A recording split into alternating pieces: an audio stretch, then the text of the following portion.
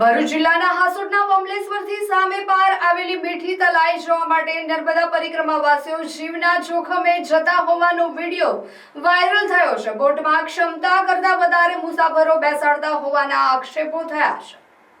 ભરૂચ જિલ્લામાં નર્મદા પરિક્રમા કરતા પરિક્રમાવાસીઓ માટે નદી પાર કરવાની વ્યવસ્થા અંગે ગંભીર પ્રશ્નો ઉભા થયા છે।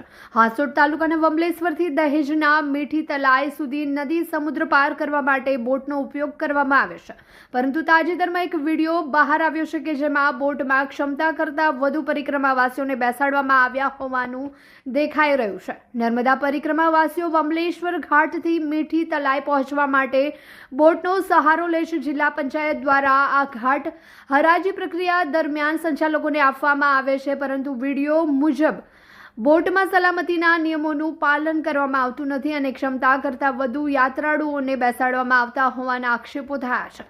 આ ઉપરાંત પરિક્રમાવાસીઓ પાસેથી નદી સમુદ્રનું સંગમ સ્થળ પાર કરવા માટે વાહનોમાં આવતા પરિક્રમાવાસીઓ પાસેથી ₹500 અને પગપાળા આવતા પરિક્રમાવાસીઓ પાસેથી ₹250 સુધીની રકમ વસૂલવામાં આવે છે।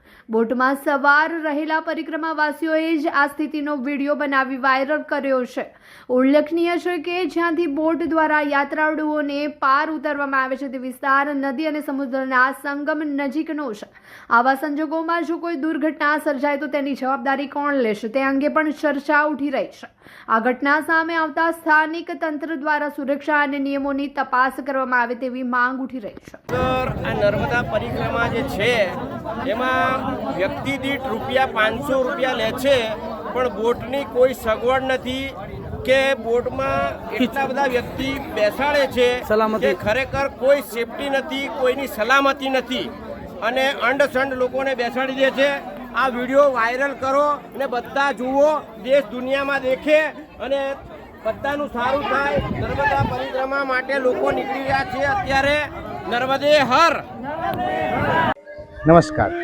ભરૂચ શહેરમાં સર્વશ્રેષ્ઠ શિક્ષણ આપતી સંસ્થા એટલે કે પ્રાર્થના વિદ્યાલય, જેમાં બાળકોને શિસ્ત, સંસ્કાર અને શિક્ષણ દ્વારા બાળકોનું શ્રેષ્ઠ કારકિર્દીનું ઘડતર, નિષ્ણાત શિક્ષકો દ્વારા અધ્યાપન, ટેસ્ટ દ્વારા બાળકોનું મૂલ્યાંકન, સતત વાલીશ્રીઓનો સંપર્ક, અત્યાધુનિક લેબ, રમતગમત માટે વિશાળ મેદાન, વિશેષ દિન ઉજવણી, ઇતર પ્રવૃત્તિઓ, ભાર વિનાનું ભણતર, વાસ્તવિક જીવન આધારિત વાલીશ્રીઓ માટે શિક્ષણ, રમતગમતને વિશેષ પ્રોત્સાહન આપવા સ્પોર્ટ્સ ટીમ સાથે ટાઈઅપ, 11ના દિવસે સંસ્કાર સાથે સિંચનનો કાર્યક્રમ તો ખરો જ।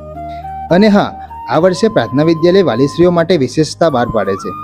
આપ એક વિદ્યાર્થીનો પ્રવેશ લાવો છો તો આપના બાળકની 25% શૈક્ષણિક ફી માફ રહેશે, અને જો આપ 2 વિદ્યાર્થીઓના પ્રવેશ લાવો છો તો આપના બાળકની 100% શૈક્ષણિક ફી માફ રહેશે। આ યોજનાનો લાભ શિશુ 1 થી ધોરણ 10 સુધીના વિદ્યાર્થીઓ માટે રહેશે।